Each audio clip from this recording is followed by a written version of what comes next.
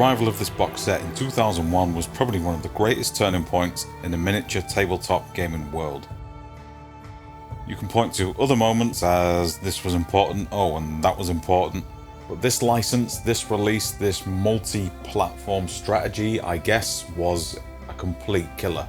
Literal hundreds of thousands of adults and kids joined the miniature tabletop gaming world as a result, picking up actual millions of models and joining the fight for Middle-earth. Of course, this box set would have been nothing without a certain little something released in cinemas at the same time. It was Lord of the Rings fever.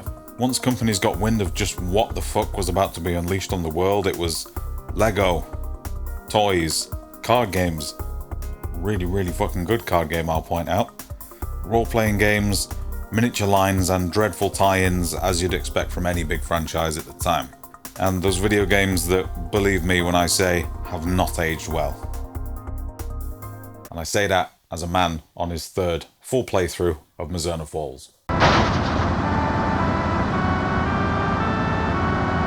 But the standout of the licensed tie-ins will always be that miniatures game and that first wave of Fellowship miniatures. Why? Because not only did it create that initial surge and refreshed interest in the miniature tabletop gaming hobby, but it endures to this day. But we're not talking about the game as it is today, we're talking about this initial first release, this initial surge, and the subsequent success that it brought to the miniature tabletop gaming world. And why I think it may well be the most important thing Games Workshop have ever actually done, give or take. And why we owe everything we now take for granted to that box. Now, when Games Workshop approached New Line Cinema for the conception of the strategy battle game, New Line had a very important stipulation. We don't want it to look like that. Like what? Like that. Oh.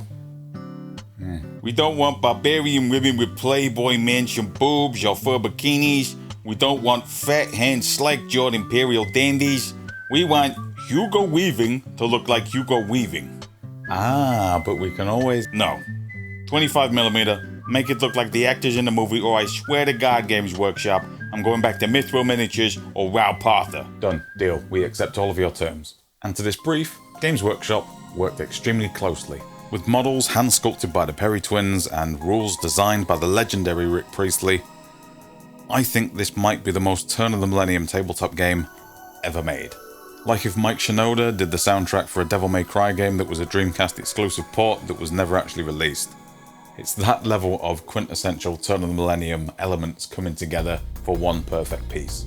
And with 3 films basically already shot and being worked on, the expansions and the life of the game pretty much spoke for themselves in the short term. It's a hand-in-hand exploration of the limits of the license and the franchise to get the most out of it and deliver the best experience possible for everyone. Unlike, say, this Stargate glider.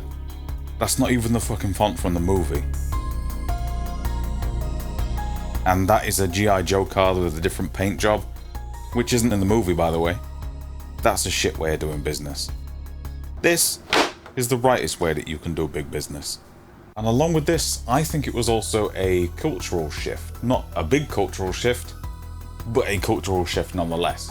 Kind of like when PlayStation essentially put all its marketing into saying, nah, this ain't for kids, this ain't a toy, this shit is for the ecstasy generation now. Adults, kids, whatever, just buy the console. And yeah, sure, tabletop gaming was nerdy at the time, it is still nerdy, but the fact that it was licensed Lord of the Rings stuff made a bit of a difference. Kids and adults who never even touched a Warhammer model or knew what a Space Marine was, were now picking up miniatures and painting them for the first time. And all of that, sometimes, without even setting foot in a Games Workshop. How did they manage that?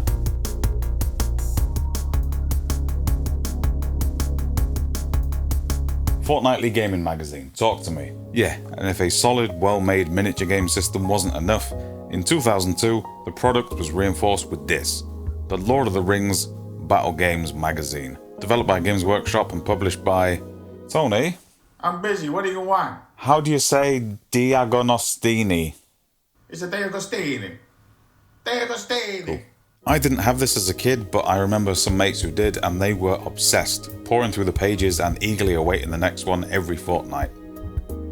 The first issue came with a pack of Moria goblins, that's a bit of a letdown, but whatever, some scenarios to play through, and little cardboard cutouts of miniatures that weren't out yet in the magazine to use until you collected enough of the magazines to get the cool metal characters.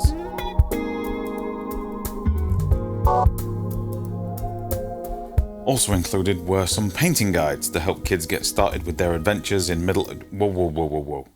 What the fuck? You can use paint to undercoat miniatures.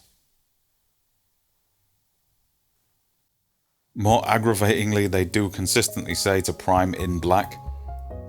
Hey kids, painting your minis is gonna be a blast. Wanna get started? Well, fuck you, prime in black. Next page. Okay, let's paint white over this.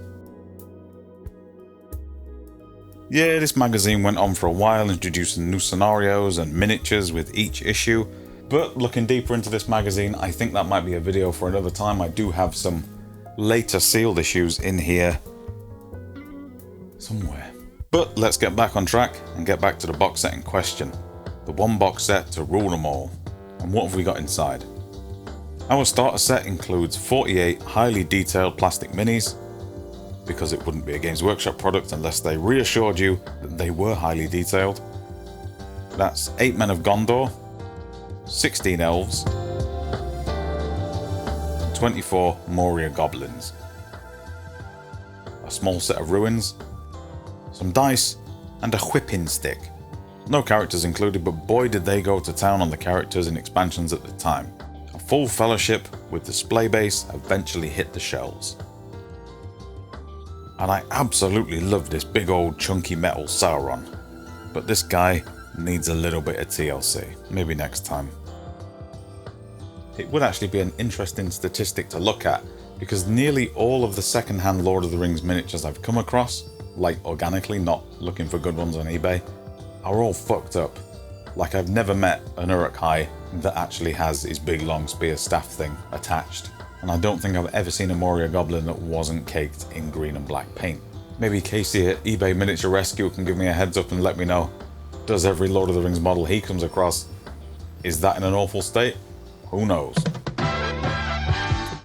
What's up guys, Tony DeStefano here, back in perpetual forward motion, and I'm here to talk to you about today's sponsor, Squarespace.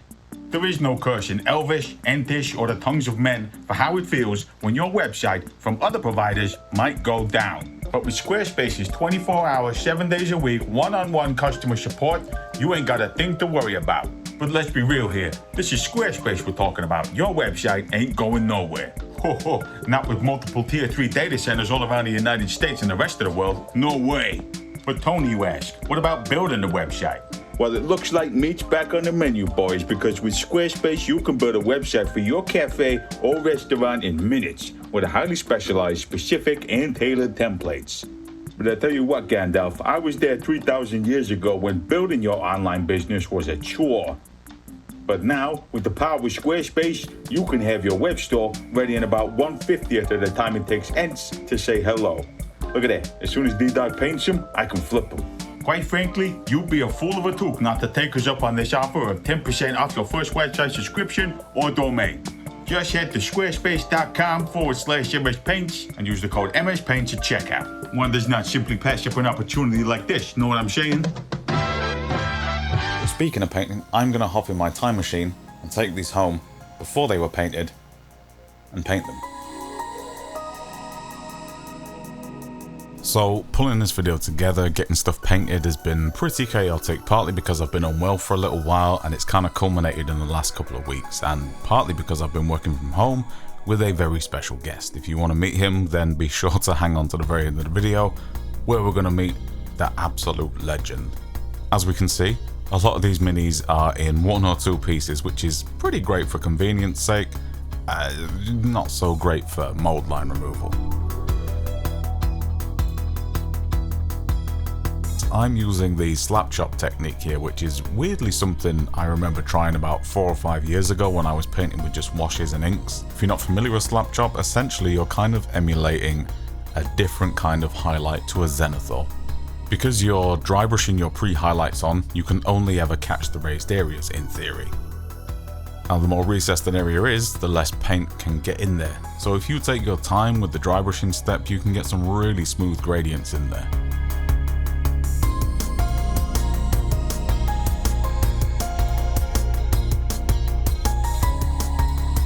Once I've got my metal base coats down, we're going to throw on the contrast to see how different this pre-highlight stage works versus the regular contrast like zenithal method a lot of people use.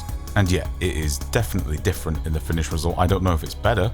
I think with practice I could say yes, this will definitely be better. There's more of a natural gradient to things, and I can see myself using this trick for batch lots of miniatures in the future. And the idea behind Slap Chop is that you don't need any mid-tone padding where you normally would with regular contrast paints passes. And it worked fine on the elves, I think, but on the Men of Gondor, or henceforth known as Mr. Gondors, and the Moria goblins that are inherently darker and earthier in tone, I think it will need more post-highlighting to bring out some kind of depth to it. These grounded Middle-earth tones are pretty subdued, and I don't think this technique, as I'm doing it now, works too well, but we could try again later. But do I have a fully painted starter set of miniatures ready for battle at an acceptable standard in a day? Yes, I do.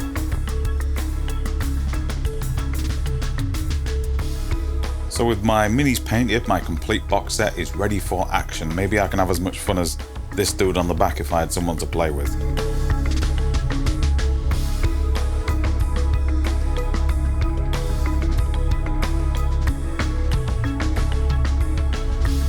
Oh, how things have changed. In the Fellowship rulebook, you will find everything from core to advanced rules, to stats and loadouts for characters, to stats and loadouts for every character and unit released in the initial 2 waves. Everything you could want in one book. Let's check the Games Workshop website and see if they managed to keep that going.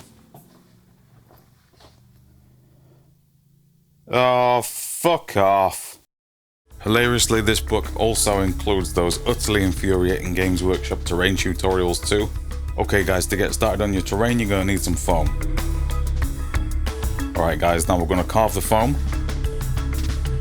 And bam, nailed it. That's how we make a board, baby.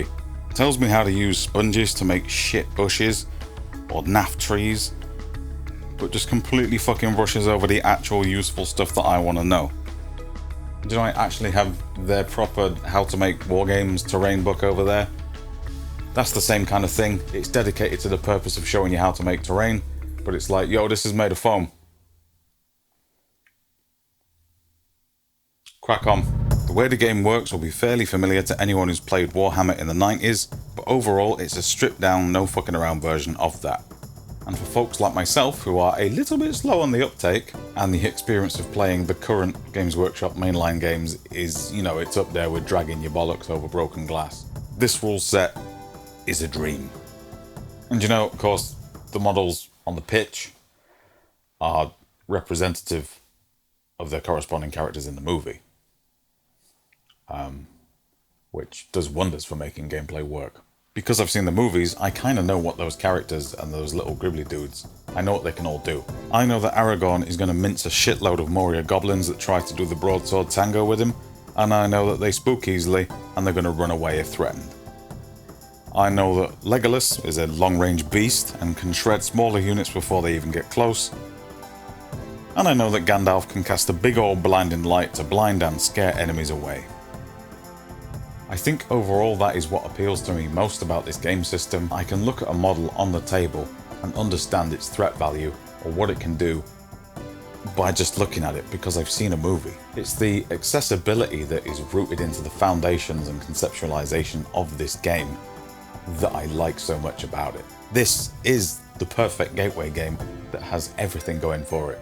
A known property that was a hit with kids and adults alike that had a welcoming game environment to reinforce the idea of fun. You want to relive those moments from the movies and create moments of your own, and it's so fucking easy to just get it done. This box is my first venture into the Middle-earth strategy battle game strategic operations simulator championship manager, and as a result I have no idea what it's like now. But if it is similar to this and remains consistent, I am going to enjoy going through all of the releases chronologically and seeing what they all have to offer. So, hyperbole aside, is this box set the reason why we're all here where we are today? Not like the crushingly relentless cycle of social media dopamine appeasement or like, you know, being forced under the poverty line from unaffordable living costs. No, I mean like in the tabletop plastic toys sense. I think yes. Yeah. At the time, sure, it was huge, and for a short time it was Games Workshop's most lucrative venture. But you know, there's so many people my age that are now getting back into the hobby or have done over the lockdowns, and their only experience of the hobby was from the Lord of the Rings stuff when they were kids, magazine or otherwise. So not only was it huge at the time, but 20 years on, 21, 22 years on, the nostalgia draw is still bringing people back to Games Workshop. I think what Games Workshop nailed was the accessibility of it all. Definitely helps that there's established franchises that can connect a licensed miniature game to it. All the successful ones have something in common, and that's because the context for your imagination is established by another form of media. And I'm not saying they're better than Warhammer because they have films, they're just more accessible. And that's not due to apathy or, well, maybe apathy. That's not due to laziness, it's just that 40k lore is completely fucking agonizing to endure if you're not interested. Thank you for watching, guys, and as always, huge love to my Patreon community. You guys are the reason that MS Paints continues to grow and reach a wider audience every day, and it means the world to me to be part of such a positive and supportive hobby community. Don't forget to like and subscribe, and leave me a comment about what was your first venture into the world of Middle-earth, or the hobby in general. Cheers, I'm out of here. So I did promise earlier to introduce you to a very special little guy, and here he is. This is Loki, and he stayed with us for a few days after being rescued. He was reunited with his real owner the day previous, but since he had work to go to, we offered to put him up for a couple of nights. In those 3 days, he left a big impression on us. Loki unfortunately has an inoperable growth on the roof of his mouth, which, while it doesn't look like it, makes it harder for him to eat and clean himself. Certainly doesn't stop him trying though, because he eats like a pig and shits like an elephant. And while by the time this video goes out, Mr. Black will no longer be with us, sadly in every sense of the word, I wanted to share these shots of him doing just regular cat stuff, because I wish more people had had the chance to meet him in the way that we did. Thanks Loki, you'll be missed.